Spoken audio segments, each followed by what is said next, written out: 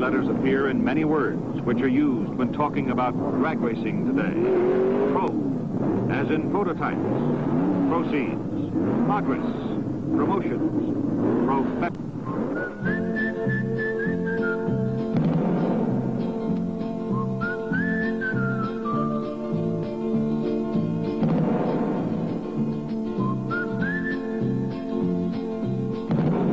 Having a schedule which boasts of nearly 20 national events, drag racing is now being referred to as the sport of the 70s. And one of the prime movers in the evolution of drag racing has been the Plymouth Rapid Transit System.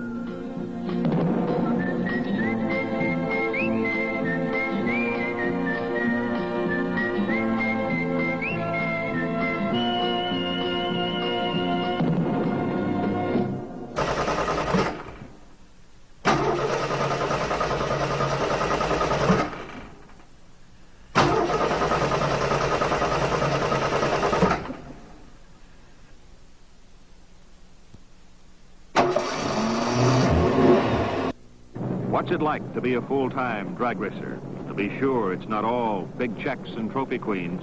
There's a lot of hard work and heartbreaks in between. Let's hear the story from some of Plymouth's pros. You get up at 6 o'clock in the morning, you go out to the track tomorrow, and you run all day, and then you come back tomorrow afternoon, and you work, till late tomorrow night, or maybe all night, making sure that everything's ready to go back again Saturday. And it's not just a 9-to-5 job, that's for sure. But we enjoy it, right? That's right. I think it was 2 years ago that I decided I was either going to do better or quit. Because the hours I put in, if I would pick another profession, I would have to make as much money, maybe more, for less hours. You put all that you have into it, put all of your energy and all of your money and your time into it to make it, make your car run as good as what it can, to make your car look as good as what it can. Sometimes I tend to psych myself out by worrying about the clutch and worrying about the motor, and that's what I constantly think about, just the whole machine. All pros in a tough game called the sport of the 70s. A sport which traces its origin to the wastelands of Southern California. There it was nurtured carefully by tough sportsmen. This is where drag racing came from.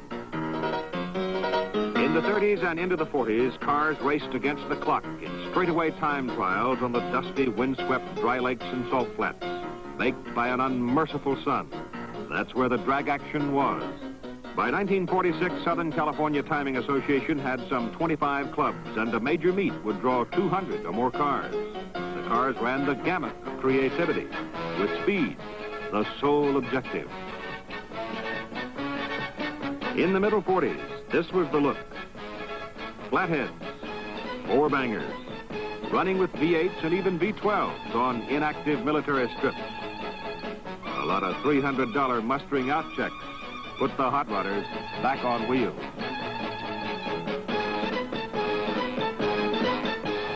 Then came men like Stu Hilburn, magicians with carburetors, camshafts, fuel, and the like, some real motor science.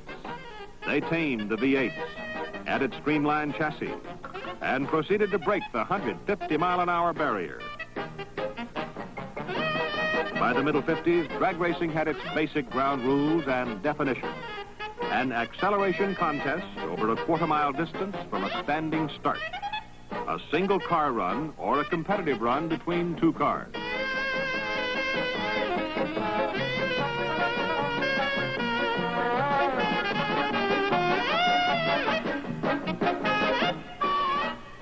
The rear-engine dragster, oh, little did they realize then what they had. Ingenuity is the real heart of drag racing, but the sport is still trial and error. That's the fun of it. In 1951, the first Chrysler Hemi engine came on the scene. It took a couple of years to harness the power of this giant of an engine, but most of the pros realized then it could be the foundation power plant for years to come.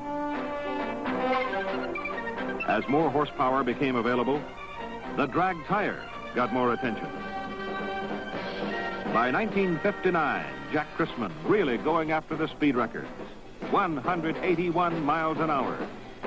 The stock cars were given their own class. Drag racing had moved to a new era. By 1963, the stock car had its place. The grandstand's a population explosion. And in the NHRA Nationals, it's a pair of super stock wedges for the championship.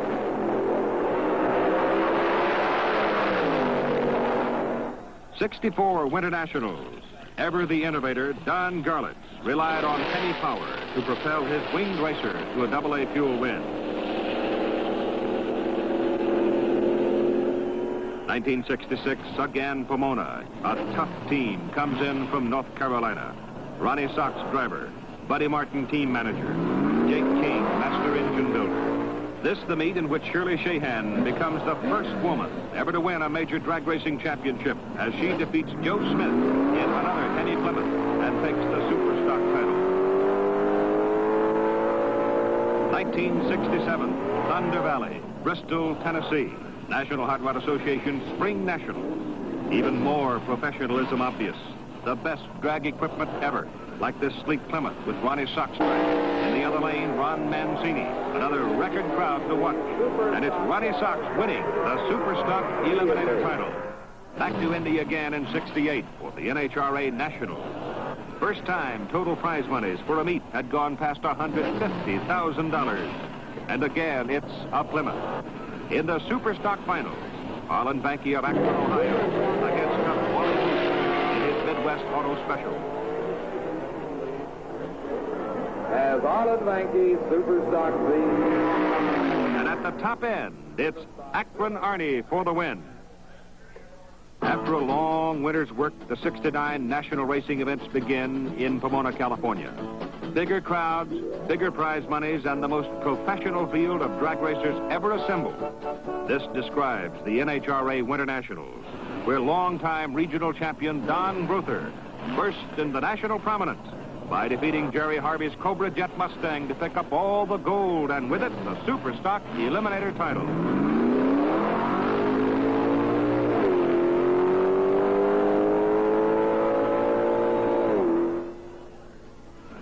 On to Phoenix, Beeline Dragway, the site of the American Hot Rod Association's Winter National. It is here that Ronnie Sox is honored by AHRA President Jim Tice as the association's Driver of the Year. As if to prove that this award is in the right hands, Sox proceeds to win top stock eliminator honors and his fleet Hemi Roadrunner, storming by this Mustang with a strong pop-in charge.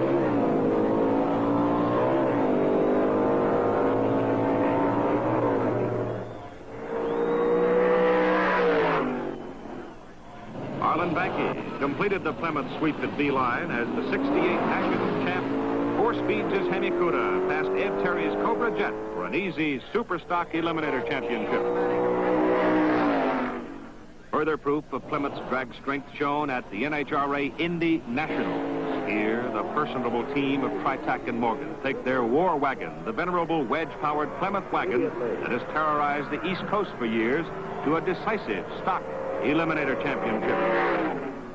The red, white, and blue Cuda of Sox and Martin backs up the Super Stock Eliminator crown they won at the '69 Spring Nationals by once again defeating the strongest Super Stocks in the nation to pick up a second major Eliminator crown for the year. A figure that would grow to 3 before too long, as the popular Burlington, North Carolina duo would go on to win the NHRA World Point Finals at Dallas later in the year. In Top Fuel, Don the Snake Prudhomme was a picture of consistency. He notched his second Indy National Top Fuel Eliminator title in his Plymouth-powered Digger. He outran Kelly Brown for the big win. He would not have made it this far without a strong assist from the weatherman. A brief rain shower gave him the time necessary to replace a broken engine between rounds. 1970 has been referred to as the Super Season, as NHRA expanded its schedule of national events to 7, and AHRA instituted its 10-race Grand American Championship. The crowds were bigger than ever. The purses were too, and a new class of cars, the Pro Stocks, emerged, bringing the fans to their feet whenever they ran. From Plymouth's point of view, 1970 was truly a super season, as notables like Sox and Martin, Don Grother, Harlan Banky, And Don Prudhomme carried the Rapid Transit System's colors to the winner's circle again and again and again. At Indianapolis, the Pro Stock Eliminator Final saw Arlen Banky racing Sutton Martin in an all-Hemi Duster contest.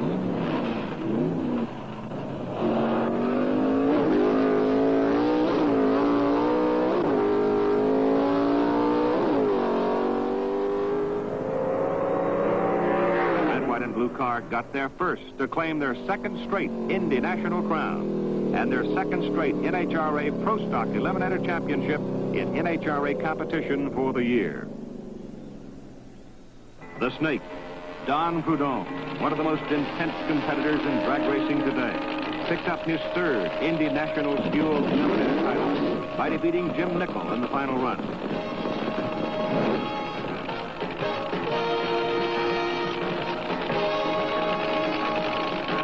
Veteran observers claim this was the most spectacular drag race ever seen. Both drivers recorded sub-6.5-second runs. Prudhomme, 6.45, quick enough to nip Nickel at the finish line. Then, disaster. Nickel's butt explodes, saws his car in half. The roll cage section with Jim inside tumbles into the grass. The nose section crosses Prudhomme's path.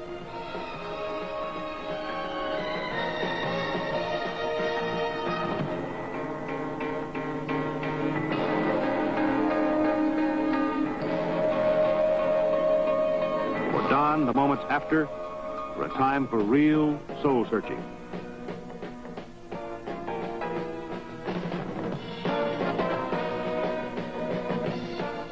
Was the glory worth the risks involved? Minutes later, hearing that his friend Jim Nickel was okay, these thoughts vanish, and attention turns to the winner's circle and the next race.